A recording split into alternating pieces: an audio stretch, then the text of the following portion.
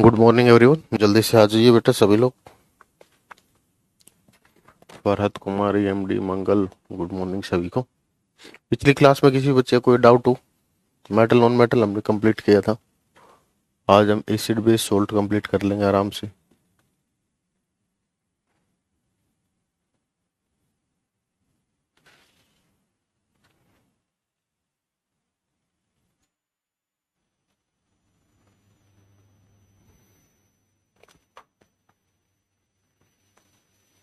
हाँ बेटा, लेट हो गए थोड़ा, तबीयत ठीक सी नहीं है। एक बार सोच रहा था क्लास ना लो, फिर सोचो चल ले ही लो।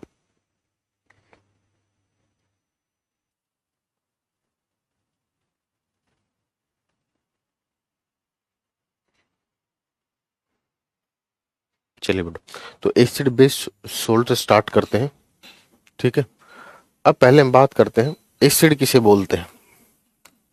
एसिड किसे बोलते हैं, देखिए चैप्टर है एसिड बेस सोल्ट। ठीक है, तो देखो एसिड किसे बोलते हैं, ध्यान से समझना।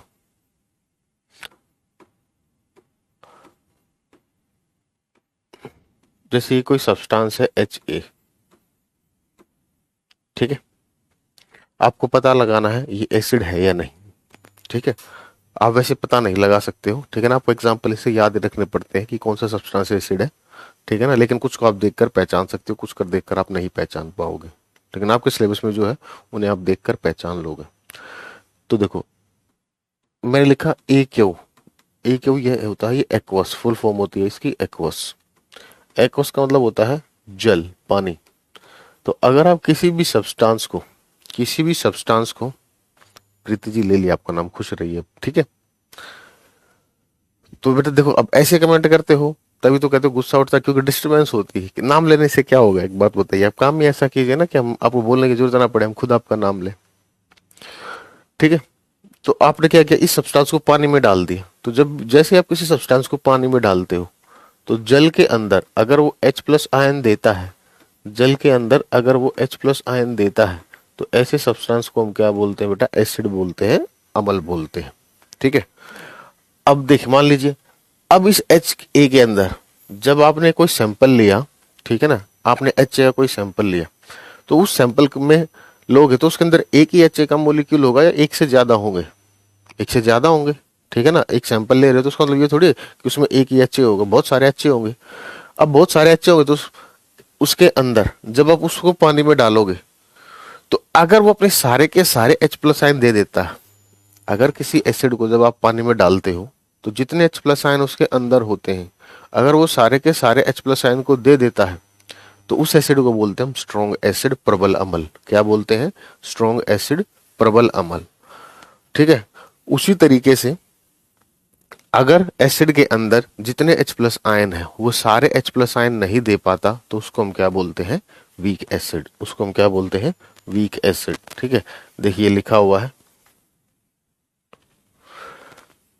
दो substance which gives H+ ion in water. ये एग्जांपल लिखा हुआ, जो भी सब्सटेंस जल में H+ आयन देते हैं उसे हम क्या बोलते हैं? अम्ल बोलते हैं।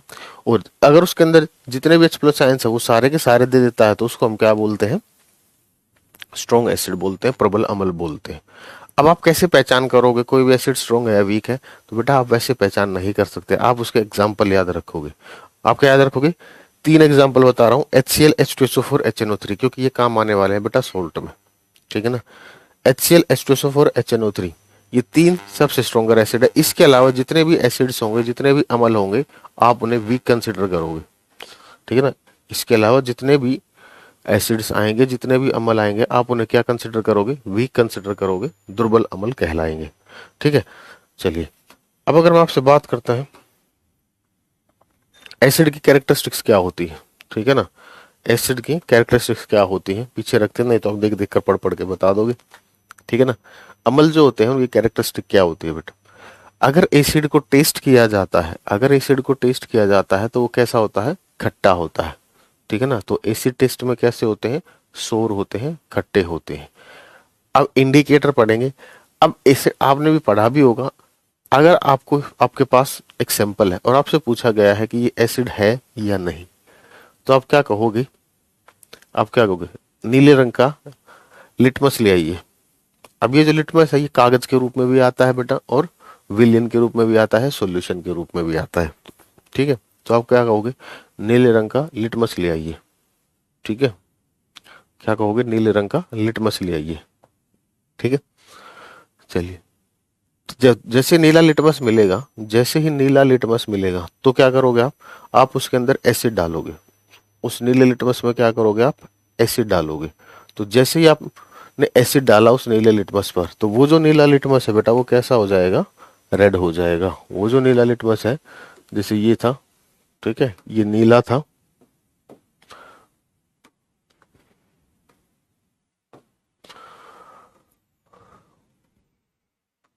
आपने इस पर क्या किया, एसिड डाल दिया। तो जैसे ही एसिड डाला, एसिड क्या कर देगा, इस नीले लिटमस को लाल में कन्वर्ट कर देगा। ठीक है, ये काम होता है एसिड का। टेस्ट पता चल गया। अब पीएच है नहीं आपके सिलेबस में, लेकिन एसिड का पीएच कितना होता है, 7 से कम होता है। एसिड का पीएच कितना होता है, 7 से कम होता है। ठीक है, अब एक प्रॉपर्टी हमने आपकी मेटल नॉन मेटल में पढ़ी थी, एसिड जो होते हैं वो मेटल के साथ रिएक्ट करके हाइड्रोजन गैस देते हैं, लेकिन सारे एसिड जो होते हैं बेटा वो मेटल के साथ रिएक्ट करके हाइड्रोजन गैस नहीं देते। HNO3 को छोड़कर जितने एसिड हैं वो रिएक्ट करके क्या करते हैं, हाइड्रोजन गैस देते हैं। ठीक है, चलिए, तो ये कैरेक्टरिस्टिक्स है। ये क्या करते हैं, नीले लिटमस को लाल लिटमस में बदल देंगे। टेस्ट में कैसे होते हैं, खट्टे होते हैं, कोरोसिव इन नेचर, पीएच होता है 7 से कम। ये कोरोसिव संक्षारणीय का मतलब क्या होता है बेटा, जब धातु पर जंग लगता है, लोहे पर बेसिकली, जब लोहे की बात करें, जंग जो नाम दिया गया है वो लोहे के लिए दिया गया। अगर लोहे पर जंग लगता है, ठीक है ना, आयरन की जब रस्टिंग होती है तो उसमें क्या होता है, आयरन धीरे धीरे खत्म होता जाता है, कमजोर होता जाता है, खत्म होता जाता है। ठीक है, उसी तरीके से अगर कपड़ों पर एसिड गिर जाए, अगर कपड़ों पर एसिड गिर जाए तो कपड़े भी क्या होते हैं, जल जाते हैं, खत्म हो जाते हैं। तो इसीलिए बोलते हैं एसिड का जो नेचर होता है वो कोरोसिव होता है। अम्ल की जो प्रकृति होती है वो कैसी होती है बेटा, संक्षारणीय होती है। कैसी होती है, संक्षारणीय होती है। अब बेस की बात करोगे, ठीक है ना, तो बेस बिल्कुल, अगर आपको एसिड समझ में आ गया तो बेस में सेम फंडे बेस के हैं। और यार, अगर आपको एसिड समझ में आ गया तो सेम फंडे किसके होंगे, बेस के होंगे। बस बेस में क्या होगा, एसिड वो सब्सटेंस थे जो वाटर में H+ आयन देते हैं, बेस वो सब्सटेंस होंगे, बेस वो सब्सटेंस होंगे जो वाटर में OH नेगेटिव आयंस देते हैं। ठीक है ना, बेस वो सब्सटेंस है जो वाटर में क्या करेंगे, OH नेगेटिव आयंस देंगे।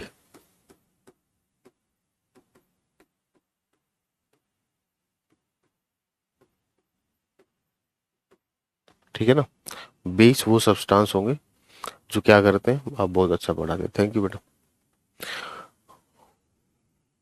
हम्म, जो सब्सटेंस वाटर के अंदर OH नेगेटिव आयन देता है उसको हम क्या बोलते हैं, बेस बोलते हैं, क्षार बोलते हैं।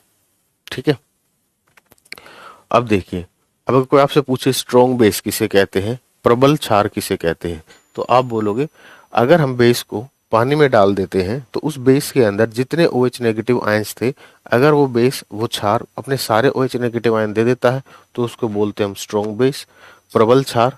और अगर वो थोड़े देता है, थोड़े रख लेता है, ठीक है ना, मतलब जितने उसके पास OH नेगेटिव आयंस, अगर वो सारे OH नेगेटिव आयंस नहीं देता, बहुत कम देता है उनमें से, ठीक है ना, तो उसको हम बोलते हैं दुर्बल क्षार, वीक बेस। ठीक है,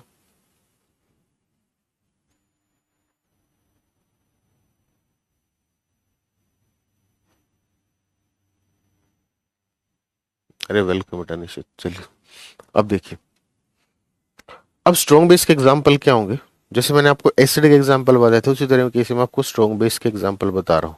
स्ट्रॉन्ग बेस में सिर्फ आप रखोगे NaOH और KOH को। किसको रखोगे, NaOH को और KOH को। ये बेस आपको दिखते हैं एग्जाम्पल में तो समझ जाना ये स्ट्रॉन्ग बेस है, प्रबल क्षार है। इसके अलावा कोई और बेस दिखता है तो आप क्या बोलोगे, वो वीक बेस है, दुर्बल क्षार है। ठीक है, तो एसिड के एग्जाम्पल, स्ट्रॉन्ग एसिड के एग्जाम्पल क्या थे, HCl, H2SO4, HNO3। अगर आपको ये एसिड दिखते हैं तो आप बोलोगे स्ट्रॉन्ग एसिड है। इसके अलावा अगर कोई भी एसिड दिखता है, कोई भी अम्ल दिखता है, तो आप क्या बोलोगे, वो वीक एसिड है।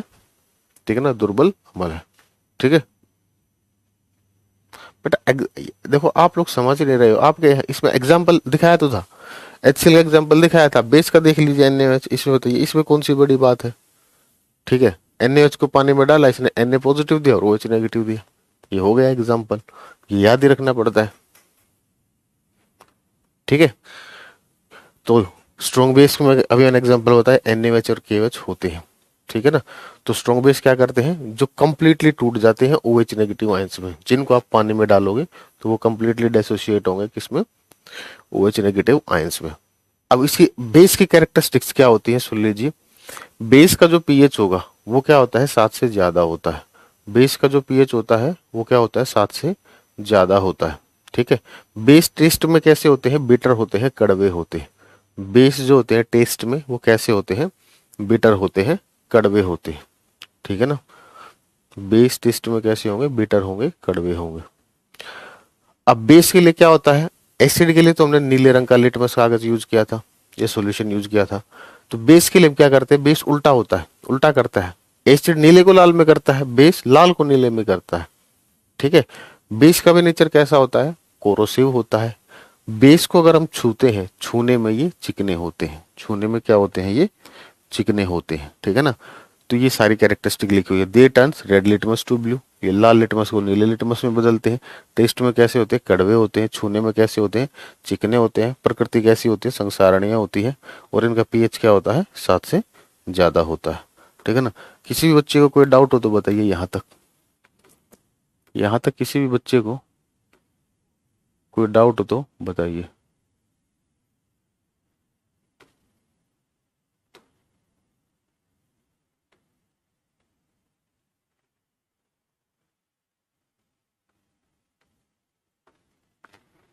हाँ जी बेटा, यहाँ तक किसी बच्चे को कोई डाउट हो तो बताइए।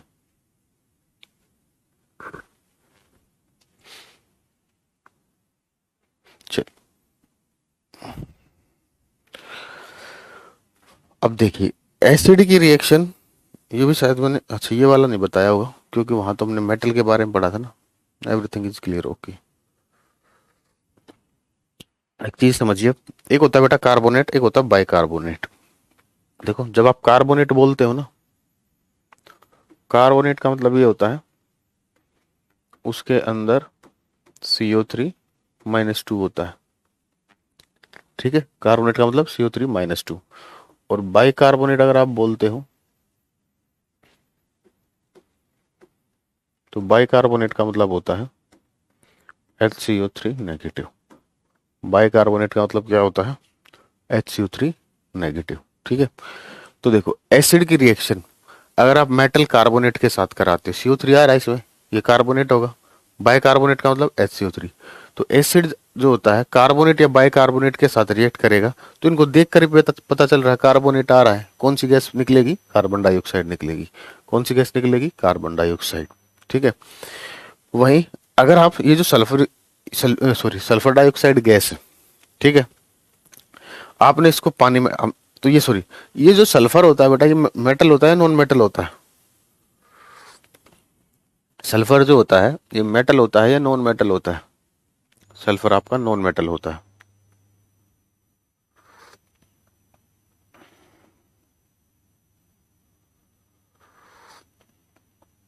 ठीक है, ये नॉन मेटल है और ये ऑक्सीजन है। नॉन मेटल के ऑक्साइड कैसे होते हैं, एसिडिक होते हैं। ये रहा एसिडिक। तो एसिड को अगर आप पानी में डालोगे तो सॉल्यूशन भी कैसा बनेगा, एसिडिक बनेगा। ठीक है ना, सॉल्यूशन भी कैसा बनेगा, एसिडिक बनेगा। देख रहे हो, सल्फर डाइऑक्साइड को आपने पानी में डाला, H2SO3 बना, सल्फ्यूरिक एसिड। सल्फ्यूरिक एसिड कैसा होगा, स्ट्रॉन्ग एसिड होगा या वीक होगा, सल्फ्यूरिक एसिड स्ट्रॉन्ग होगा या वीक होगा, वीक होगा ना।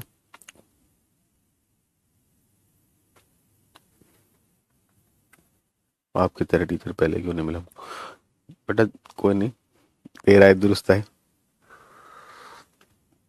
वो H2SO4 था बेटा जो स्ट्रॉन्ग लिखवाया था, मैंने कहा था 3 एसिड के नाम लिखवाए थे कि इसके अलावा अगर कोई भी एसिड आएगा तो आप उसे क्या कंसीडर करोगे, वीक कंसीडर करोगे। ठीक है ना, तो वो H2SO4 था, ये H2SO3, वो सल्फ्यूरिक एसिड था, ये सल्फ्यूरस एसिड है। सल्फ्यूरस एसिड वीक होता है। ठीक है, चलिए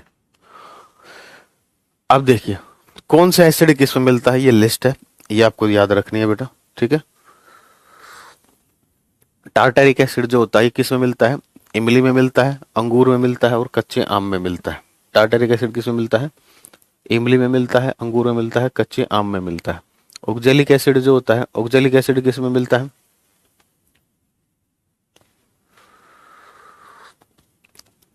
टमाटर में मिलेगा, पालक में मिलेगा। ठीक है ना। बेसिकली ऑक्जेलिक एसिड की वजह से पथरी होती है। ये सारी चीजें आगे पढ़ेंगे, यहाँ अभी तक जो आपके सिलेबस में नहीं है, अभी जितना है उतना ही पढ़ा रहे हैं। बेटा रुचि, आप ही एकमात्र एक ऐसे स्टूडेंट हो जिसने बोला कि सर खुद से लिख कर पढ़ाइए, नोट से नहीं। बेटा जो समझाने का पोर्शन होता है वो मैं लिख के ही समझाता हूँ। उसके बाद एक बात बताइए, नोट्स मैं आपको अपनी हैंडराइटिंग में दे रहा हूँ, इंग्लिश और हिंदी दोनों में। ठीक है ना। अब और हैंडराइटिंग मेरी बहुत अच्छी है, आप लोग देख भी रहे होगे, आपको आसानी से चीजें समझ भी आ रही होंगी।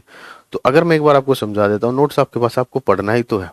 अगर मैं पीडीएफ से नहीं पढ़ाऊंगा तो जो ये क्लास 10 में है ना, वो कहीं जाके 17 18 क्लास लगती है फिजिक्स में, मतलब ऑलमोस्ट डबल क्लास लगती है। और केमिस्ट्री में तो 3 गुना क्लास लगती है। जितनी क्लास में कंप्लीट हो जाएगा ना, अभी 2 3 क्लास में कंप्लीट हो जाएगी केमिस्ट्री आपकी, मैक्सिमम 3 क्लास में कंप्लीट हो जाएगी। वहीं अगर मैं लिख के पढ़ाऊंगा तो यही क्लास 15 16 घंटे लेगी। तो सिलेबस कब पूरा होगा? जनवरी में, जस्ट पेपर से पहले। रिवीजन कर पाओगे? नहीं कर पाओगे। तो इसमें दिक्कत क्या है, एक बात बताइए। और केमिस्ट्री में तो मैक्सिमम चीज आपको ध्यान ही रखनी है। थैंक यू बेटा अभिषेक। यह करवा रखे हैं, पहले ही करवा रखे हैं सारे। कोई क्या कर रहे हो अरविंद? सर का क्या होगा? क्या सर का, समझ नहीं आ रहा अरविंद बेटा। अच्छा नोट्स अपलोड नहीं हुआ है, कोई नहीं, ये करवा देंगे। डाउट कैसे क्लियर करेंगे? मेरे पढ़ाने के बाद कोई डाउट रहता ही नहीं, और है तो पूछिए, मैं पढ़ा रहा हूँ, पूछिए।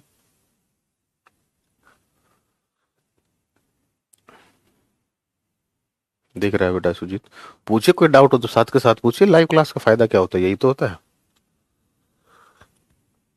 अगर आपको कोई चीज नहीं समझ आ रही, अगर आपको कोई चीज समझ नहीं आ रही, पूछ लीजिए, हम बता देंगे। एक तो सारा दिन आप क्लास लेते हो, कोई रिवाइज कर पाते हो? एक तो आपको टाइम दे रहा हूँ। कितने बच्चे, चल मैं, चलो वोटिंग कर लेते हैं एक बार, कोई दिक्कत नहीं। कितने बच्चे चाहते हैं कि मैं खुद लिख कर पढ़ाऊं, मतलब ये पैटर्न चेंज करे?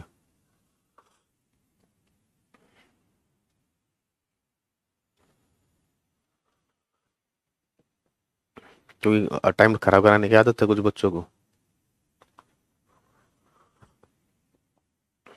वोटिंग कर लेते हैं, देख लेते हैं ना, फिर पता चल जाएगा कि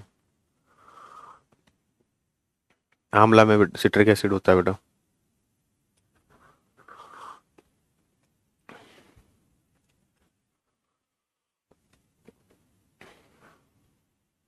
सुनील बेटा, आप एकमात्र एक ऐसे स्टूडेंट हो जिसके क्वेश्चन सोल्व नहीं हो पा रहे। अगर मेरे पढ़ाए वैसे भी आप प्रीवियस नहीं कर पा रहे तो आपका कुछ नहीं हो सकता। फिर सिंपल सी बात बता रहा हूं।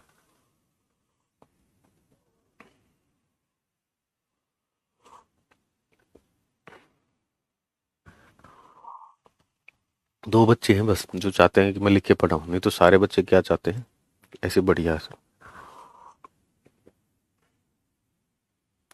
बेटा जिसको भी नोट्स अपलोड करने में दिक्कत आती है तो कैरियर के हेल्प डेस्क नंबर पर कॉल कर लीजिए। हाँ जी सैलू जी।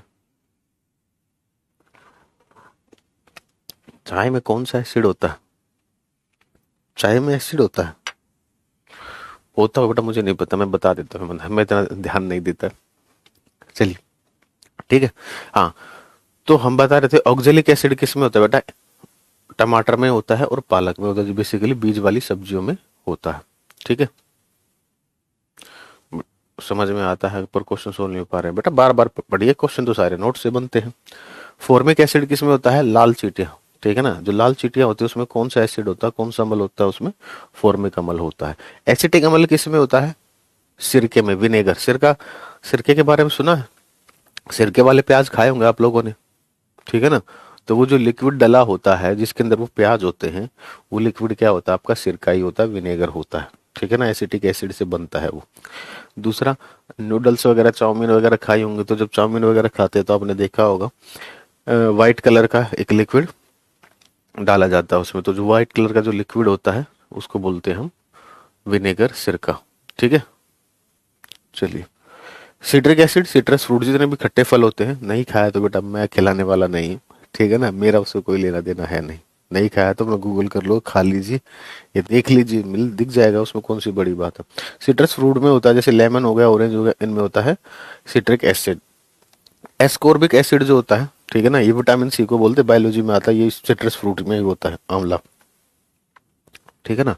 बेसिकली ये जो खट्टे फलों में जो एसिड होता है वो कौन सा होता है आपका, एस्कॉर्बिक एसिड ही होता है। ठीक है।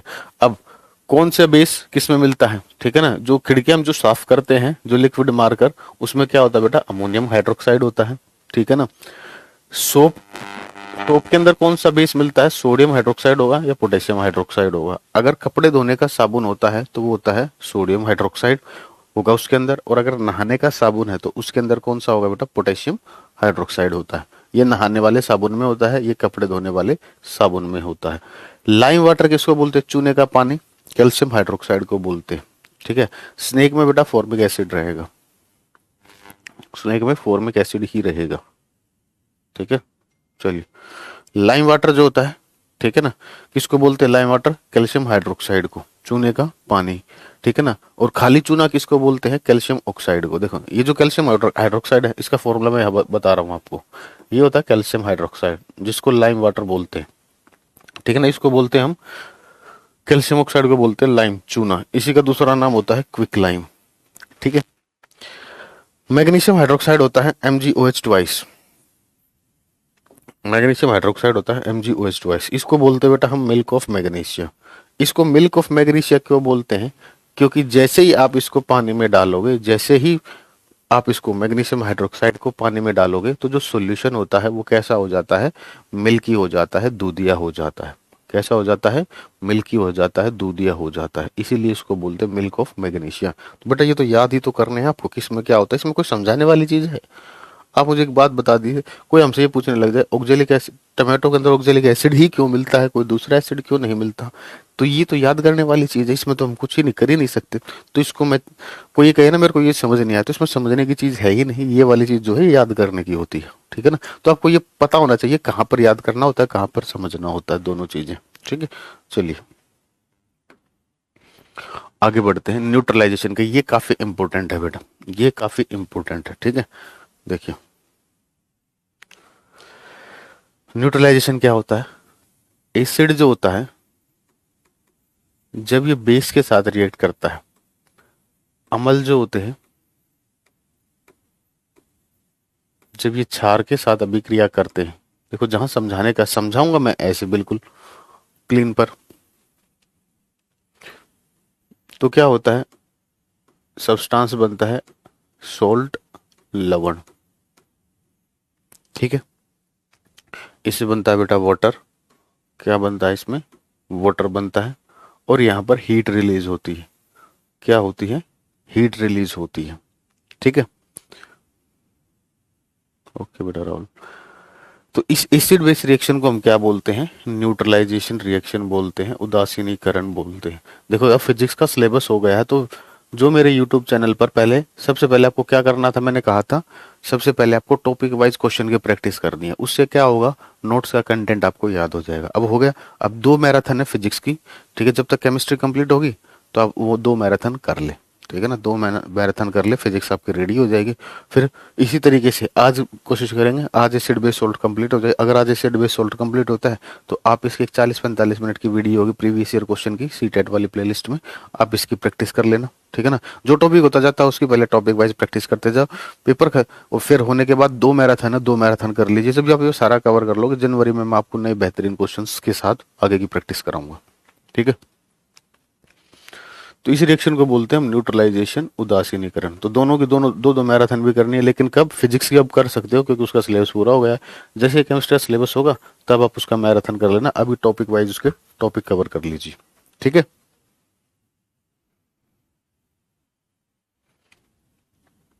बेटा पहले ही करा रखी है मैंने, पिछले साल ही करा दिया था।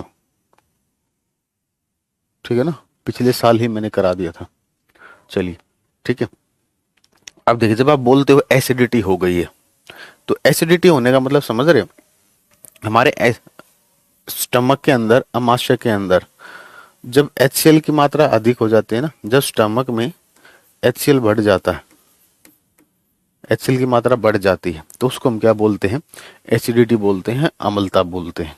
क्या बोलते हैं, एसिडिटी बोलते हैं, अम्लता बोलते हैं। तो इस एसिडिटी को हटाने के लिए, इस एसिडिटी को हटाने के लिए क्या करते हैं, फिर हम इनो लेते हैं। क्या लेते हैं, इनो।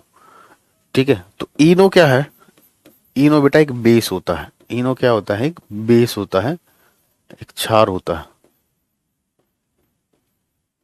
इनो क्या है, आपका एक बेस है, क्षार है। ठीक है, प्लेलिस्ट नहीं मिलती है तो बेटा ये बड़ी गड़बड़ वाली बात है। ठीक है ना,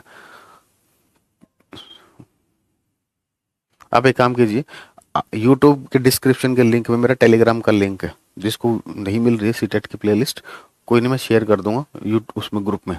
लेकिन उसके लिए, उससे पहले आप, आज का टाइम देता हूँ, ठीक है ना, आप टेलीग्राम ग्रुप ज्वाइन कर ले मेरा। टेलीग्राम ग्रुप कैसे ज्वाइन करोगे, डिस्क्रिप्शन में मेरा लिंक है। डिस्क्रिप्शन में क्या है, मेरा लिंक है कि यूट्यूब की वीडियो में जाना, ठीक है ना, कोई भी लेटेस्ट वीडियो होगी उसके डिस्क्रिप्शन में टेलीग्राम का लिंक मिलेगा। उस लिंक से जुड़कर, उस लिंक के थ्रू आप मेरे टेलीग्राम में ज्वाइन हो जाओगे, और फिर मैं आपको वहां पर वीडियो शेयर कर दूंगा, जिसको नहीं मिल रही पूरी प्लेलिस्ट। मेरे नाम से स्तेंदर सर क्लासेस, मेरे नाम से सर्च करोगे, मूर्खों कितनी बार पूछोगे, हद ही कर रखी है तुमने भी। अच्छा, तो हम बात कर रहे थे, तो ये हो गई एसिडिटी। तो एसिडिटी को दूर करने के लिए हमने क्या किया, इनो यूज किया। इनो क्या है, एक बेस है, तो ये क्या करेगी बेटा, ये जो एसिड का इफेक्ट था इसको न्यूट्रलाइज करा देगी।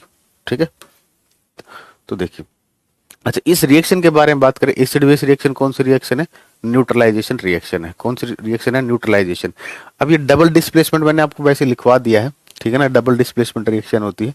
डबल डिस्प्लेसमेंट में क्या होता है बेटा, ये दोनों अपने आयंस एक्सचेंज करते हैं। ये आपके सिलेबस में है नहीं, ये सिलेबस में है नहीं, बस मैंने लिखवा दिया आपको, ठीक है ना, एक एक्स्ट्रा बता दिया ना। समझ, अभी समझने की जरूरत है नहीं, अभी इसको समझने की जरूरत है नहीं, क्योंकि आपके सिलेबस में है नहीं डबल डिस्प्लेसमेंट। ठीक है, अब देखिए, इसमें हीट निकल रही है, उष्मा निकल रही है, तो जिस प्रोसेस में एनर्जी निकलती है, ऊर्जा निकलती है, उस प्रोसेस को हम बोलते हैं एक्सोथर्मिक ऊष्माक्षेपी। उस प्रोसेस को हम क्या बोलते हैं, एक्सोथर्मिक ऊष्माक्षेपी। तो ये HCl एसिड था, NaOH बेस था। ठीक है, देखिए मैं आपको डबल डिस्प्लेसमेंट यहां पर समझा देता हूं। तो HCl के अंदर क्या होगा, H प्लस होगा, Cl नेगेटिव होगा। NaOH में क्या होगा, Na पॉजिटिव होगा, OH नेगेटिव। आप क्या करो, इन दोनों ने क्या किया, अपना पॉजिटिव आयन एक्सचेंज कर लिया। ठीक है, इन दोनों ने क्या किया, अपने पॉजिटिव आयन एक्सचेंज कर लिए। ठीक है, इसने अपना पॉजिटिव इसको दे दिया और इसने अपना पॉजिटिव इसको दे दिया। तो जब ये अपना पॉजिटिव इसको देगा तो क्या बन जाएगा, ये Cl के साथ क्या आ जाएगा, Na आ जाएगा, NaCl बन जाएगा। और OH के साथ H आ जाएगा तो क्या बन जाएगा, वाटर बन जाएगा। ठीक है, आप ऐसे बोल सकते हो, नहीं तो दूसरा तरीका है, आप ऐसे भी बोल सकते हो कि इन्होंने अपने नेगेटिव आयंस को एक्सचेंज कर लिया। किसको एक्सचेंज कर लिया, अपने नेगेटिव आयंस को। एक ही बात रखनी है माइंड में, कभी बोलो सर इसने इसके साथ अपना पॉजिटिव चेंज कर लिया और इसने अपना नेगेटिव इसके साथ चेंज कर लिया, तो बेटा फिर से वही आ जाएगा। या तो आप बोलोगे इन दोनों ने अपने पॉजिटिव पॉजिटिव आयन एक्सचेंज कर लिए, या बोलोगे इन दोनों ने नेगेटिव नेगेटिव आयन एक्सचेंज कर लिए। ठीक है, तो बेटा इसीलिए तो कह रहा है कि जो काफी बच्चों ने डाउनलोड किया, जिसको दिक्कत आ रही है वो कैरविल के हेल्प डेस्क नंबर पर कॉल करना, ठीक है ना, वो बता देंगे कि कैसे करने हैं आपको। अब देखो, हमें ये एक बात बताओ, हमें ये कैसे पता चलेगा, ठीक है ना, जहां पर समझाने की 1% भी पॉसिबिलिटी होगी वो मैं समझाऊंगा। सुनिए, आपको ये कैसे पता चलेगा कि एसिड बेस रिएक्शन जो है वो एक्सोथर्मिक है। तो देखो, एक्सोथर्मिक, कोई भी एक्सोथर्मिक रिएक्शन हुई उसका पता करने का तरीका क्या होता है, जिस कंटेनर में रिएक्शन हो रही हो, जिस कंटेनर में, जिस बर्तन में अभिक्रिया हो रही है, रिएक्शन हो रही है, उस कंटेनर को टच करके देखना।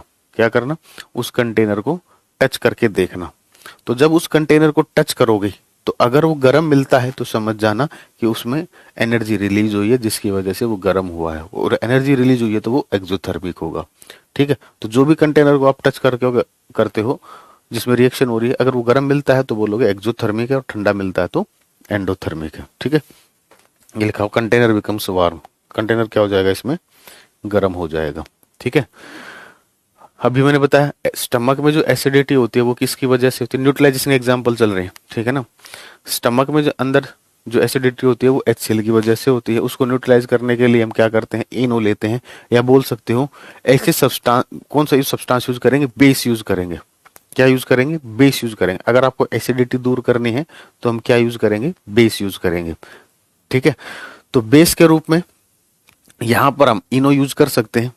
ठीक है, अब एक चीज देखिए, इनो को अगर आपने पानी में डाल दिया बेटा, इनो को अगर आपने पानी में डाल दिया, अगर आप इस इनो को पानी में डालते हो, वाटर में आपने इसको डाल दिया, तो डालने के बाद सॉल्यूशन कैसा हो जाएगा, मिल्की हो जाएगा ना, दूधिया हो जाएगा। सॉल्यूशन कैसा हो जाएगा, मिल्की हो जाएगा, दूधिया हो जाएगा। और मैंने अभी थोड़ी देर पहले एक एग्जांपल बताया था, वो कौन सा बेस है जिसको पानी में डालते ही वो कैसा कर देता है, पानी को मिल्की बना देता है, दूधिया बना देता है, वो था मैग्नीशियम हाइड्रोक्साइड। क्या था, मैग्नीशियम हाइड्रोक्साइड। तो एक तरीके से या तो इनो यूज कर लेंगे या हम मैग्नीशियम हाइड्रोक्साइड यूज करेंगे। क्या यूज करेंगे, मैग्नीशियम हाइड्रोक्साइड। क्योंकि मैग्नीशियम हाइड्रोक्साइड क्या है, ये एक बेस है।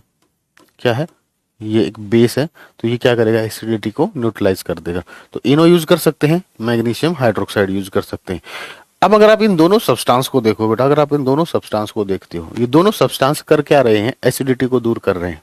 किसको दूर कर रहे हैं, एसिडिटी को दूर कर रहे हैं। तो ऐसे सब्सटेंस जो एसिडिटी को दूर करते हैं, इनको हम क्या बोलते हैं, एंटा एसिड्स बोलते हैं। इनको हम क्या बोलते हैं, एंटा एसिड्स बोलते हैं। क्या बोलते हैं इनको हम, एंटा एसिड्स बोलते हैं। हिंदी में इनको बोलते हैं प्रति अमल। ठीक है, चलिए, ठीक है, ये एंटा एसिड की डेफिनेशन लिखी हुई है। इसके एग्जांपल हो गया, इनो हो गया, मिल्क ऑफ मैग्नीशिया हो गया, सोडियम बाइकार्बोनेट हो गया। ठीक है, नहीं सोमी बेटा, ऑलमोस्ट बोल सकते हो। ठीक है, अब देखो, जो लाल चीटियां होती है, लाल चीटियां होती है, जब ये काटते हैं तो ये क्या करती हैं, फॉर्मिक एसिड स्किन में इंजेक्ट कर देती हैं। जैसे लाल चींटी ने काटा तो उसके डंक से कौन सा एसिड निकलेगा, फॉर्मिक एसिड निकलेगा, जिसकी वजह से आपको थोड़ा पेन होता है। ठीक है, क्या होता है, पेन होता है। तो अब उसने क्या किया है, जो लाल चींटी अभी उसमें बताया था, लाल चींटी में कौन सा एसिड होता है, फॉर्मिक एसिड होता है। तो उसने फॉर्मिक एसिड आपकी स्किन में डाल दिया। डंक मारने का मतलब क्या हुआ, उसके डंक से फॉर्मिक एसिड आपकी स्किन में चला गया, जिससे आपको पेन हो रहा है। उस पेन से बचने के लिए आपको क्या करना पड़ेगा, बेस की रिक्वायरमेंट होगी। किसकी रिक्वायरमेंट होगी, बेस। क्योंकि उस एसिड का इफेक्ट तो बेस ही न्यूट्रलाइज कर सकता है। और बेस के रूप में आप किसका यूज कर सकते हो, सोडियम कार्बोनेट का भी यूज कर सकते हो, या कैलामाइन। ठीक है ना, सोडियम कार्बोनेट या कैलामाइन। ठीक है, चलिए, अब देखिए, सोडियम एक होता है सोडियम बाइकार्बोनेट, ये भी एक बेस होता है, इसका भी यूज कर सकते हो। ठीक है ना, सोडियम बाइकार्बोनेट, ये मैं कह रहा हूं कार्बोनेट कहाँ से आ गया, किसका यूज करते हैं, सोडियम बाइकार्बोनेट का यूज करते हैं। तो ये जो सोडियम बाइकार्बोनेट होता है बेटा, ये एक बेस होता है। ठीक है ना, इसका दूसरा नाम है सोडियम हाइड्रोजन कार्बोनेट। इसका फॉर्मूला होता है सोडियम हाइड्रोजन कार्बोनेट। ठीक है ना, और कैलामाइन जो होता है, ये होता है ZnCO3। कैलामाइन क्या होता है, ZnCO3। ठीक है ना, इन दोनों के फॉर्मूले मैंने आपको बता दी, तो इनका यूज करते हैं। ठीक है, जब भी लाल चींटी काटेगी, ठीक है, तो वो फॉर्मिक एसिड स्किन में इंजेक्ट कर देगी। उसके इफेक्ट को न्यूट्रलाइज करने के लिए हम क्या करेंगे, बेस का यूज करेंगे। ठीक है,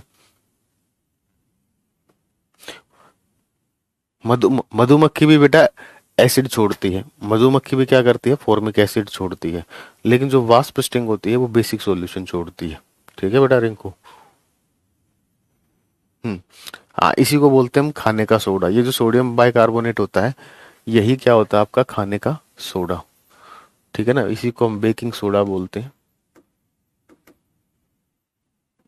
बेकिंग सोडा बोलते हैं, खाने का सोडा।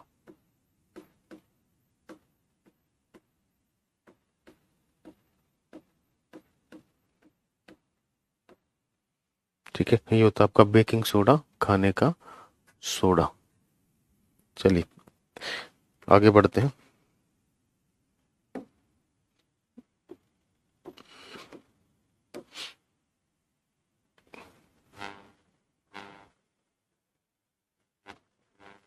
अब देखिए, कमाल की चीज आएगी, अब आपको बहुत दिल खुश हो जाएगा। चलिए देखिए, ध्यान से सुनना बेटा। अभी मैंने आपको बताया था एसिड जो होते हैं वो बेस के साथ रिएक्ट करके क्या बनाते हैं, सोल्ट बनाते हैं। क्या बनाते हैं, सोल्ट बनाते हैं, लवण बनाते हैं। अब ये सोल्ट कितने तरीके के हो सकते हैं, आगे ये वाटर आएगा, हीट आएगी, हम उसकी बात नहीं कर रहे। अब हम सॉल्ट पर फोकस कर रहे हैं, ठीक है ना, बड़ा इंपॉर्टेंट है, ध्यान से सुनना, ठीक है। मैग्नीशियम हाइड्रोक्साइड प्रेजेंट होता है इनो के अंदर, ठीक है बेटा सीला। देखिए अब एसिड मैंने आपको पढ़ाया, एसिड दो तरीके के होते हैं, मैं शॉर्ट में लिख रहा हूं। एक होते हैं स्ट्रॉन्ग एसिड, दूसरे क्या होते हैं, वीक एसिड। एक होते हैं प्रबल अम्ल, एक होते हैं दुर्बल अम्ल, ठीक है। उसी तरीके से जो बेस होते हैं ये भी दो तरीके के होते हैं, ठीक है। एक होते हैं बेटा स्ट्रॉन्ग बेस, दूसरे होते हैं वीक बेस।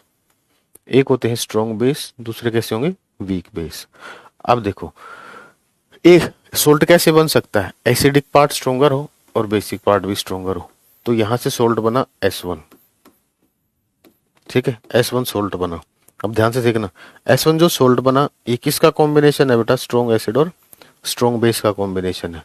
स्ट्रॉन्ग एसिड और स्ट्रॉन्ग बेस का कॉम्बिनेशन है, ठीक है। तो यानी कि जितना एसिड पावरफुल है उतना ही बेस पावरफुल है, ठीक है ना। जितना शक्तिशाली अम्ल है उतना ही शक्तिशाली क्या है, क्षार है। तो अगर दोनों बराबर शक्तिशाली हैं तो दोनों एक दूसरे के इफेक्ट को न्यूट्रलाइज कर देंगे। तो इस केस में सॉल्यूशन कैसा मिलेगा आपको, न्यूट्रल मिलेगा। और न्यूट्रल सॉल्यूशन का जो पीएच होता है वो कैसा होता है, 7 होता है। जो न्यूट्रल सॉल्यूशन होता है उसका पीएच कितना होता है, 7 होता है, ठीक है। अगला देखिए, स्ट्रॉन्ग एसिड होगा, बेसिक पार्ट वीक हो जाए, एसिडिक पार्ट स्ट्रॉन्ग हो और बेसिक पार्ट क्या हो जाए, वीक हो जाए। S1 बेटा मैंने जस्ट एक रिप्रेजेंटेशन बताया है, S फॉर सोल्ट 1 डाल दिया।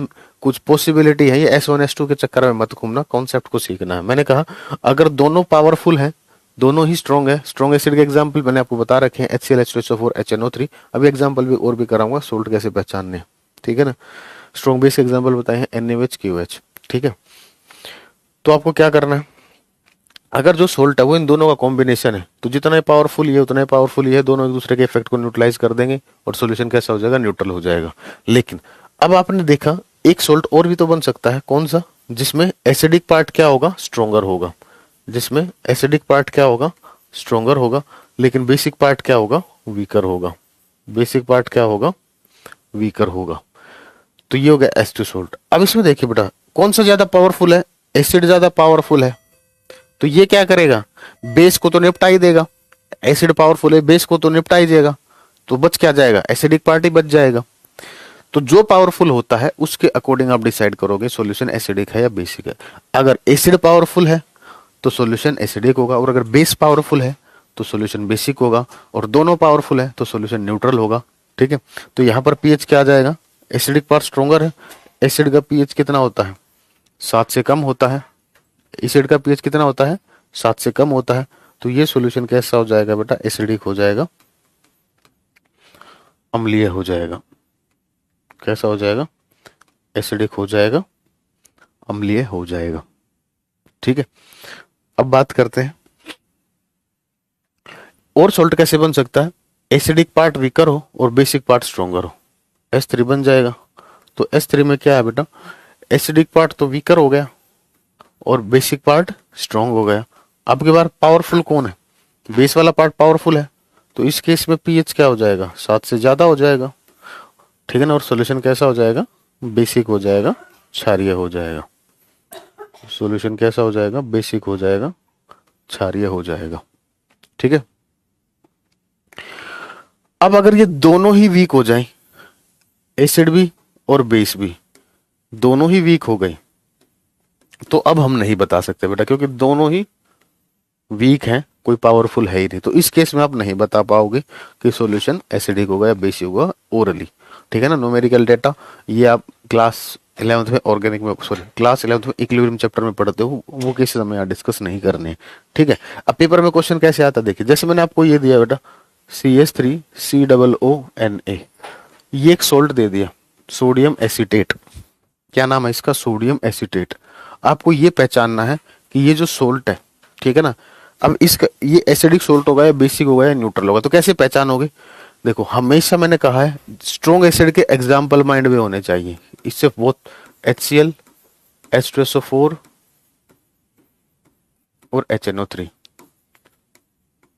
ये स्ट्रॉन्ग एसिड के एग्जाम्पल हो गए। और स्ट्रॉन्ग बेस के एग्जाम्पल NaOH और KOH, ये स्ट्रॉन्ग बेस के एग्जाम्पल हो गए। अब इसको ध्यान से देखिए, इसमें से कौन सा पार्ट इन दोनों में से मैच करता है? इसमें कौन सा पार्ट इन दोनों में से मैच करता है? हमें दिख रहा है सर ये Na जो है ये हमें यहां भी दिख रहा है, तो यहां से प्रूव हो गया कि ये वाला जो पार्ट है ये स्ट्रॉन्ग बेस का पार्ट है, प्रबल क्षार का भाग है। किसका भाग है? प्रबल क्षार का भाग है। किसका भाग है? प्रबल क्षार का भाग है। ठीक है, अब देखिए, अब ये वाला जो भाग है, अब इसका मतलब अगर ये क्षार का भाग है, बेस का भाग है, तो ये किसका भाग होगा? ये किसका भाग होगा? ये एसिड का भाग होगा, अम्ल का भाग होगा। किसका भाग होगा? एसिड का भाग होगा, अम्ल का भाग होगा। तो हमें ये देखना है कि ये स्ट्रॉन्ग एसिड का पार्ट है या वीक का। तो जब हम इसको देख रहे हैं ये स्ट्रॉन्ग एसिड में तो हमें कहीं दिखाई नहीं दे रहा, तो इसका मतलब ये किसका पार्ट है? वीक एसिड का पार्ट है। किसका पार्ट है? वीक एसिड का पार्ट है। तो देखिए ये जो सोल्ट है बेटा ये स्ट्रॉन्ग बेस और वीक एसिड का है, स्ट्रॉन्ग बेस और वीक एसिड का है। ठीक है, तो यानी कि ये कैसा सोल्ट हो गया? ये बेसिक सोल्ट हो गया, इसका पीएच 7 से ज्यादा होगा। ठीक है, अब मुझे एक चीज जल्दी से इसका बता दीजिए आप। जैसे मैं आपसे पूछता हूं, इसका बता दीजिए जल्दी से, ये कैसा होगा? एसिडिक होगा या बेसिक होगा? जल्दी से। आज शाम को बेटा 7 बजे क्लास हो सकती है, 7 बजे क्लास हो सकती है, शेड्यूल में मेंशन नहीं है। ठीक है ना, तो 7 बजे देख लेना, अपनी ऐप खोलकर शेड्यूल मत चेक करना। ठीक है ना, 7 बजे देख लेना क्लास शुरू हो रही है या नहीं। ठीक है ना, 7 से लेकर 7:10 तक 10 मिनट वेट कर लेना, करेक्टली टाइम पर आ जाना। कोशिश करें करेक्ट टाइम पर ही स्टार्ट करा देंगे शाम को। एक क्लास सोच रहा हूँ मैं रखने की, मुझे बाहर जाना है, काम है कुछ, तो अगर मैं टाइमली आ गया, ठीक है ना, तो मैं आपके 7 बजे आज क्लास रखूंगा। ठीक है, हालांकि आपसे पहले क्लास और भी है, टाइमली तो मैं आ ही जाऊंगा। हाँ, मेरी तबीयत ठीक रही तो मैं जरूर लूंगा। तो किसी को दिक्कत हो तो अभी बता दीजिए। बहुत बढ़िया, काफी बच्चों ने सही आंसर दिया बेटा। देखो फिर से हमने इस पर नजर डाली और इन पर नजर डाली। NH4 देखो, हमने यहाँ पर कहीं NH4 दिखा? नहीं दिखा। यहाँ पर कहीं दिखा? नहीं दिखा। फिर हम अगला पार्ट देखते हैं, SO4। हाँ, ये रहा SO4, ये हमें दिख रहा है, यानी कि ये स्ट्रॉन्ग एसिड का पार्ट है। किसका पार्ट है? स्ट्रॉन्ग एसिड का। और ये तो कहीं था ही नहीं, तो यानी कि ये किसका पार्ट होगा? वीक बेस का, क्योंकि सोल्ट के अंदर एक पार्ट एसिडिक होगा, एक दूसरा पार्ट वीक होगा। बेटा नीलम पेशेंस रखिए, मैं सब पढ़ाता हूँ, बेफिक्र रहिए। जितना आप सोच रहे हो ना उससे कहीं चीज ज्यादा चीजें मुझे पता है। आप क्या पूछ सकते हो, पेपर वाला क्या पूछ सकते हो, मैं पढ़ाता हूँ। ठीक है, अब थोड़ा सा पेशेंस रखिए बस। बस आप ज्ञान मत दिया करो कि सर ये पढ़ा दो, ये रिक्वेस्ट है। जब तक टॉपिक खत्म नहीं होता, टॉपिक खत्म होने के बाद आप मुझसे कुछ पूछ लिया करो। ठीक है, तो ये क्या हो जाएगा बेटा? एसिडिक हो जाएगा। कैसा हो जाएगा? एसिडिक हो जाएगा। अब मुझे एक चीज बताइए, NaHCO3 ये कैसा सोल्ट होगा? इसके बारे में बताइए। NaHCO3 जो होगा ये कैसा सोल्ट होगा? जल्दी से बताइए। शाम वाला मैंने बोला क्लास, हाँ शाम को 7 बजे चेक कर लेना। कोई क्लास तो नहीं है ना 7 बजे आपकी? आज शाम को 7 बजे आपकी कोई क्लास तो नहीं है ना?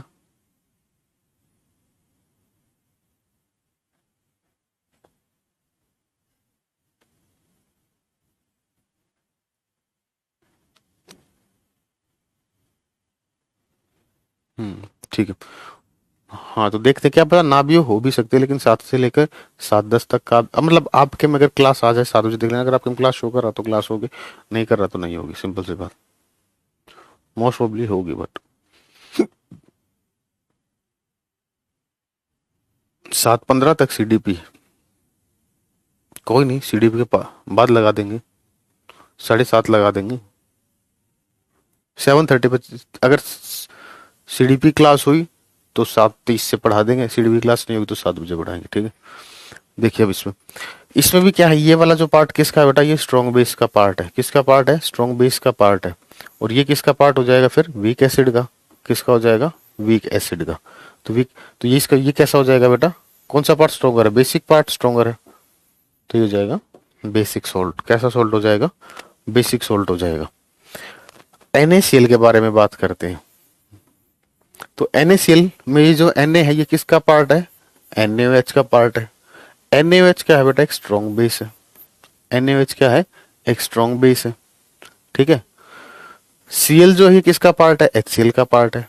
और Cl क्या है आपका? स्ट्रॉन्ग एसिड है। तो यानी कि ये जो NaCl है बेटा ये किसका पार्ट है? स्ट्रॉन्ग एसिड है और स्ट्रॉन्ग बेस का पार्ट है। किसका पार्ट है? स्ट्रॉन्ग एसिड और स्ट्रॉन्ग बेस का पार्ट है। हाँ मिलेगा, क्यों नहीं मिलेगा? मैंने तो कल ही भेज दिया था, उन्होंने अपलोड नहीं किया, मैं तो कल ही भेज दिया था। देखिए एक कह रही है सर थोड़ा अच्छे से एग्जाम्पल देके समझाइए। बेटा आप दूसरा एग्जाम्पल ले आइए, आपको मैं नहीं समझा सकता। ठीक है ना, आपको जो अच्छा लगे आप वो एग्जाम्पल ले लीजिए।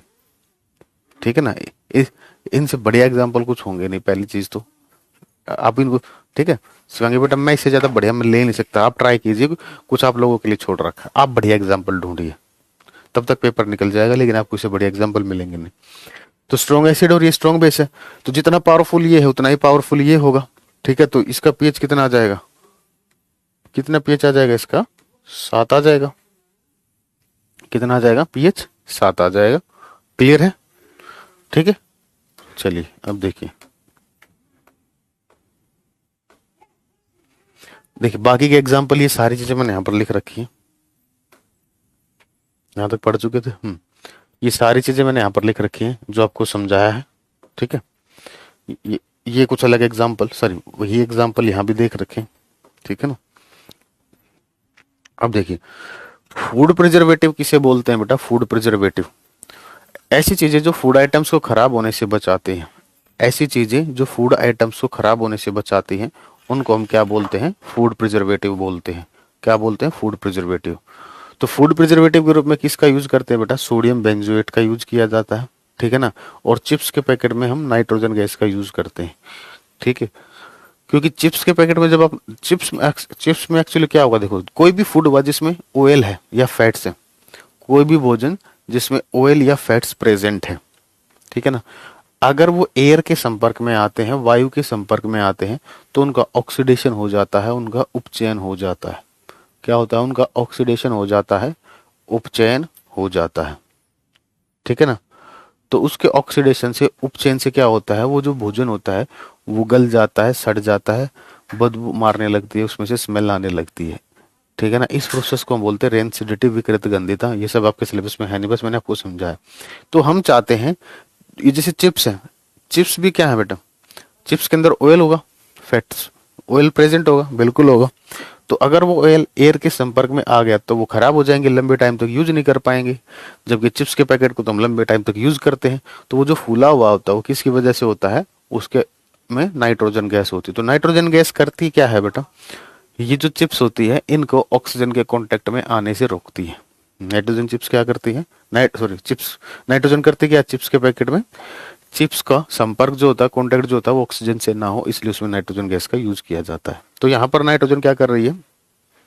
फूड आर्टिकल्स को खराब होने से बचा रही है। चिप्स क्या है? एक फूड आर्टिकल है, उसको खराब होने से बचा रही है। ठीक है, तो इसीलिए ये किसका एग्जाम्पल है? एक फूड प्रिजर्वेटिव का एग्जाम्पल है। ठीक है, क्लियर है? चलिए अब इंडिकेटर की बात करते हैं बेटा, इंडिकेटर की। ठीक है, देखिए आपको बेटा एसिड दे दिया, टेस्ट ट्यूब दे दी, एसिड दे दिया, बेस दे दिया।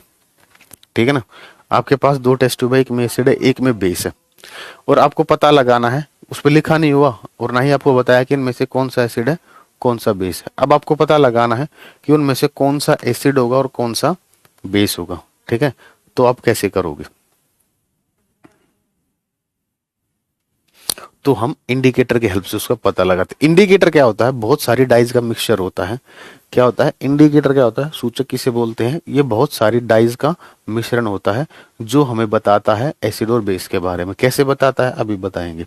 तो जैसे ही आप इन इंडिकेटर को एसिड और बेस में डालोगे तो ये इंडिकेटर क्या करते हैं? दोनों में अलग अलग कलर शो करेंगे। ठीक है ना, एसिड में कुछ दूसरा कलर होगा, बेस में कोई दूसरा कलर होगा, या उसको कलर को कोई चेंज ही नहीं करेंगे। ठीक है ना, तो अब कौन सा इंडिकेटर एसिड में कैसा कलर देगा, बेस में कैसा कलर देगा? एक लिखेंगे हम colour in neutral form. Colour in neutral form का मतलब, अगर आपसे पूछते हैं कोई भी एसिड जो होता है वो न्यूट्रल फॉर्म में, उदासीन अवस्था में कौन सा कलर देता है, तो इसका मतलब पता है क्या हुआ? इसका मतलब ये हुआ, अगर आप उस इंडिकेटर को वाटर में डालते हो, डिस्टिल्ड वाटर में डालते हो, अशुद्ध जल में डालते हो। तो जो डिस्टिल्ड वाटर होता है ये प्योर वाटर होता है, न्यूट्रल होता है। तो उसमें अगर आप डालोगे, उसमें अगर आप डालते हो तो उसमें इंडिकेटर जो कलर शो करता है उसको बोलते हैं हम colour in neutral form. Neutral form में उसका रंग, ठीक है। तो ये एक टेबल है, ठीक है ना। देखिए इंडिकेटर जो होते हैं बेटा, नेचुरल होते हैं, आर्टिफिशियल होते हैं, एक और होता है यूनिवर्सल, वो आपके सिलेबस में नहीं है। तो आर्टिफिशियल में जो इंडिकेटर होते हैं वो आपके सिलेबस में ये दो इंडिकेटर पढ़ने हैं, एक फिनोप्थिलीन पढ़ना है, ठीक है ना, और एक मिथाइल ऑरेंज पढ़ना है। जैसे मैं फिनोप्थिलीन के बारे में बात करें, ठीक है। फिनोप्थिलीन क्या है बेटा, अगर आप फिनोप्थिलीन को, दो टेस्ट ट्यूब आपके पास, चलिए एक साथ सारे एक साथ ही पढ़ लेंगे, नहीं तो चल सुन लीजिए, एक से समझ लीजिए, फिर आगे दिक्कत नहीं आएगी। आपके पास दो टेस्ट ट्यूब है बेटा, एक के अंदर एसिड है, एक के अंदर बेस है, और आपको फिनोप्थिलीन इंडिकेटर दे दिया। आप क्या करोगे, फिनोप्थिलीन की ड्रॉप दोनों टेस्ट ट्यूब में डाल दोगे। क्या करोगे, दोनों टेस्ट ट्यूब में फिनोप्थिलीन डाल दिया। जिस टेस्ट ट्यूब में पिंक कलर आ गया, जिस टेस्ट ट्यूब में पिंक कलर आ गया, तो इसका मतलब वो जो टेस्ट ट्यूब थी उसके अंदर बेस था। तो मतलब क्या हुआ, बेस के अंदर अगर फिनोप्थिलीन डालते हैं तो ये क्या करता है, पिंक कलर देता है।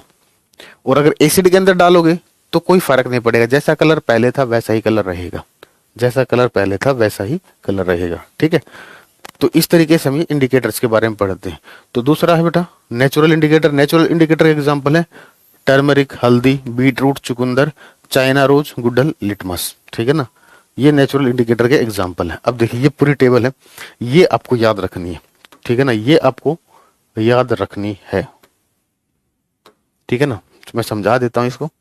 जो लिटमस होता है, ठीक है, कलर इन न्यूट्रल फॉर्म का मतलब समझ लीजिए पहले। अगर आप इन इंडिकेटर्स को डिस्टिल्ड वाटर में डालते हो तो जो कलर आता है उसको बोलते हैं कलर इन न्यूट्रल फॉर्म।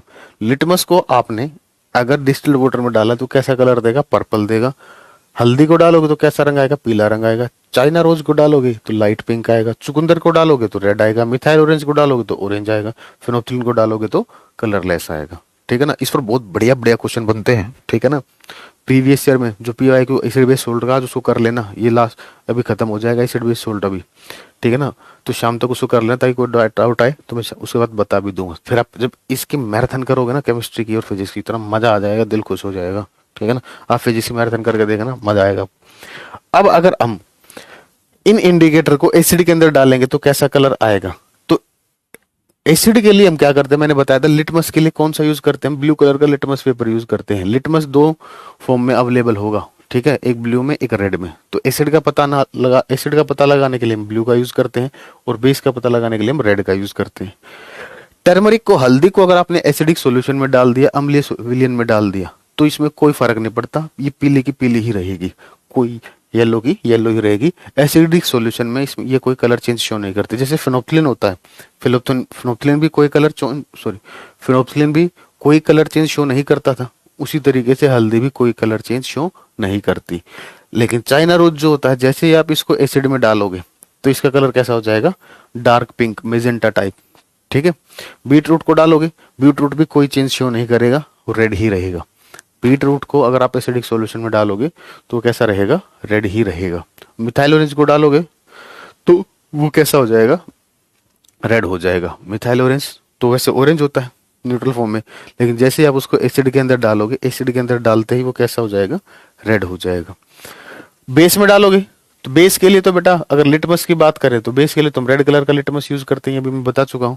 हल्दी क्या हो जाएगी, अगर हल्दी को आपने बेस में डाल दिया तो इसका जो येलो कलर था वो किस में बदल जाएगा, रेड में बदल जाएगा। येलो कलर किस में बदल जाएगा, रेड में बदल जाएगा, ठीक है ना।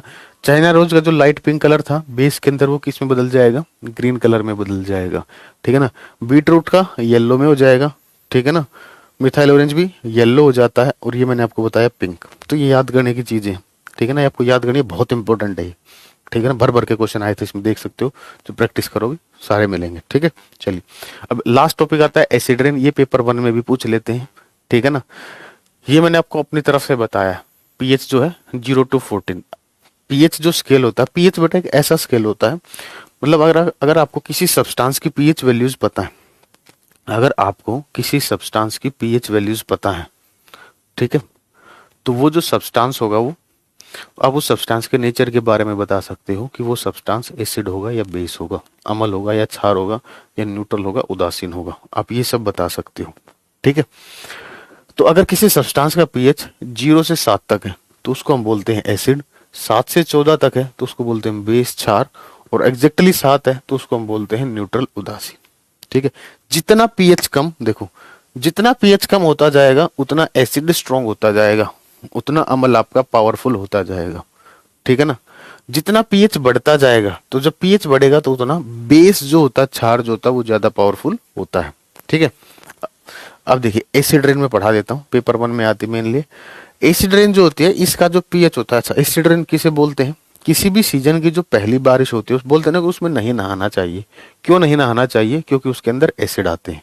तो जब रेन के अंदर, बारिश के अंदर, वर्षा के अंदर एसिड आने लग जाए तो उस बारिश को क्या बोलते हैं, अम्लीय वर्षा बोलते हैं। उस रेन को हम क्या बोलते हैं, एसिड रेन बोलते हैं। क्या बोलते हैं, एसिड रेन बोलते हैं। तो देखिए एसिड रेन का कॉन्सेप्ट देखिए, मैं आपको समझाता हूं। ये है बादल, ठीक है, ये क्या है, बादल। अब जब हम ये क्या, फ्यूल का कंबशन होता है, तो फ्यूल के कंबशन से बेटा गैसेस प्रोड्यूस होती हैं। तो फ्यूल के कंबशन से पढ़ाएंगे आपको सल्फर डाइऑक्साइड, ये जो पेट्रोल डीजल का जब कंबशन होता है तो इनसे गैसेस रिलीज होती हैं, sulphur dioxide, nitrogen dioxide, carbon dioxide. तो ये जो गैसेज हैं ये कहाँ से आई हैं, जो ईंधन है, ईंधन का हमने दहन कराया, वहां से ये प्रोड्यूस हुई है, फ्यूल के कंबशन से ये प्रोड्यूस हुई है। ठीक है, प्रोड्यूस होने के बाद गैसेज जो होती है बेटा वो हल्की होती है। गैसेज जो होती है वो कैसी होती है, हल्की होती है। ठीक है ना, गैसेज कैसी होंगी, हल्की होंगी। हल्की होंगी तो वो क्या करेंगी, ऊपर उठने की कोशिश करेंगी। हल्की होंगी तो वो क्या करेंगी, ऊपर उठने की कोशिश करेंगी। ठीक है ना, हल्की होंगी तो क्या करेंगी, वो ऊपर उठने की कोशिश करेंगी। तो जब वो ऊपर उठेंगी तो एटमॉस्फेयर में आपको ये गैसेज मिलेंगी। एटमॉस्फेयर में क्या मिलेंगी, ये गैसेज आपको मिलेंगी। ठीक है ना, तो अब देखिए, अब अगर बारिश हुई, अब अगर बारिश होगी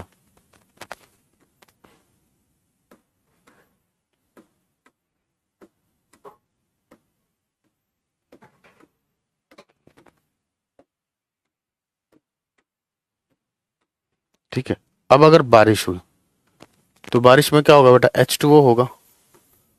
तो ये पानी इसके साथ रिएक्ट करेगा, रिएक्ट करेगा तो ये क्या करेगा, एसिड बना लेता। अभी हमने पढ़ा था H2SO3 बना लेगा। ठीक है ना, H2SO3 भी बनता है और H2SO4 भी। तो हम यहाँ पर H2SO3 की बात ना करके मेन जो बनता है वो H2SO4 बनता है। पहले H2SO3 ही बनता है, पहले क्या बनेगा, H2SO3 ही होगा, फिर बाद में वाटर में डिजोल्व होने के बाद वही किस में कन्वर्ट होता है, बेसिकली आपका H2SO4 में। यहाँ पर बन जाएगा बेटा नाइट्रिक एसिड, क्या बन जाएगा, नाइट्रिक एसिड, और यहाँ पर बन जाएगा कार्बोनिक एसिड। तो देख रहे हो बारिश का जो पानी आ रहा है, देख रहे हो बारिश का जो पानी आ रहा है, बारिश का जो पानी आ रहा है, ठीक है ना, उसमें क्या आ रहे हैं बेटा, एसिड्स आ रहे हैं। बारिश के पानी में क्या आ रहे हैं, एसिड्स आ रहे हैं। ठीक है, तो इसीलिए हम इस रेन को क्या बोलते हैं, एसिड रेन बोलते हैं। इसीलिए हम क्या कर रहे हैं, इस रेन को क्या बोल रहे हैं, एसिड रेन बोल रहे हैं। ठीक है, तो ये जो एसिड रेन होती है, ये जो एसिड रेन होगी बेटा, इसमें सबसे ज्यादा मात्रा में सल्फ्यूरिक एसिड होता है, उससे कम नाइट्रिक एसिड होता है, और सबसे कम कार्बोनिक एसिड होता है। ठीक है ना, तो ये कहानी थी एसिड रेन की। अब एक क्वेश्चन ये भी पूछ लेते हैं कि ये जो HNO3, ये जो NO2 होते हैं ना बेटा, ये ब्राउन कलर की गैस होती है। कौन से कलर की गैस होती है, ये ब्राउन कलर की गैस होती है, भूरे रंग की गैस होती है। तो पूछ लेते हैं, जो कई बार जो कमर्शियल नाइट्रिक एसिड होता है, जो कमर्शियल नाइट्रिक एसिड होता है, ठीक है, जो कमर्शियल नाइट्रिक एसिड होता है वो भूरे रंग का होता है। किसकी वजह से होता है, नाइट्रोजन डाइऑक्साइड की वजह से होता है। किसकी वजह से होता है, नाइट्रोजन डाइऑक्साइड की वजह से होता है। ठीक है, तो ये जो एसिड बेस सोल्ट था बेटा, ये हमारा कंप्लीट हो गया। एसिड बेस सोल्ट जो था ये क्या हो गया हमारा, अब कंप्लीट हो गया। ठीक है, चलिए अभी के लिए इतना ही। शाम को चेक कर लेना, अगर CDP क्लास नहीं तो मेरी क्लास 7 बजे होगी, और अगर CDP क्लास हुई तो मेरी 7:30 बजे होगी। ठीक है ना, और ऐसा भी हो सकता है मेरी क्लास ना हो। ठीक है, चेक कर लेना एक बार आप। ठीक है, बाकी आप एसिड बेस सोल्ट की प्रैक्टिस कर लेना यूट्यूब चैनल से जाकर। अभी के लिए इतना ही। Thank you, bye bye, take care.